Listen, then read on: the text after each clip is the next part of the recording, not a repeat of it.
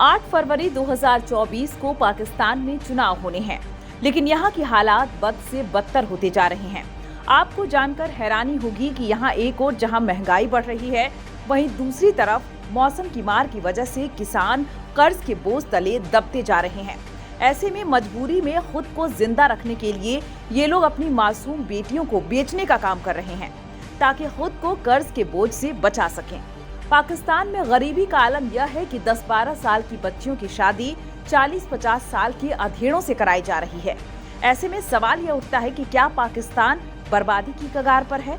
BBC के अनुसार पाकिस्तान के बलूचिस्तान इलाके के लोगों से बातचीत में उनके दर्द को साफ साफ महसूस किया जा सकता है। 10 साल की एक बच्ची के पिता का कहना है कि उसने अपनी बेटी की शादी 40 साल के अधेड़ से इसलिए करवा दी ताकि वह कर्ज चुका सके। शादी के बदले अधेड़ ने उस किसान को काफी पैसे दिए। किसान का कहना है कि मौसम की मार की वजह से खेतों की हालत खराब हो गई।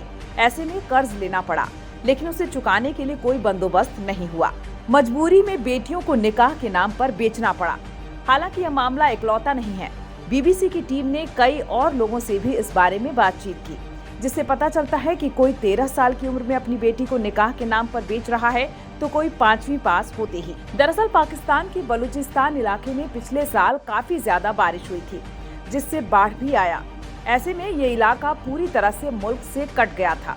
किसानों की खेती योग्य जमीन भी बह गई। एक साल बाद यहाँ की हालत और खराब हो गई।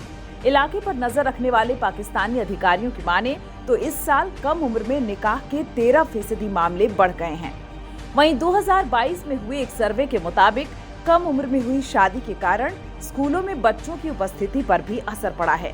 ऐसा कहा जाता है कि 5वीं कक्षा में जाते ही बच्चियों का रोका कर दिया जाता है या फिर उनकी शादी कर दी जाती है। नेशनल कमीशन फॉर वुमेन की फौजिया शाहीन ने कहा कि हमारे पास निकाह को लेकर कोई मैकेनिज्म तो नहीं है, लेकिन पाकिस्तान में अर्ली मैरिज के मामले बहुत हैं। हालांकि कार्यकर्ताओं ने इसके लिए कड़े कानून बनाने की मांग की।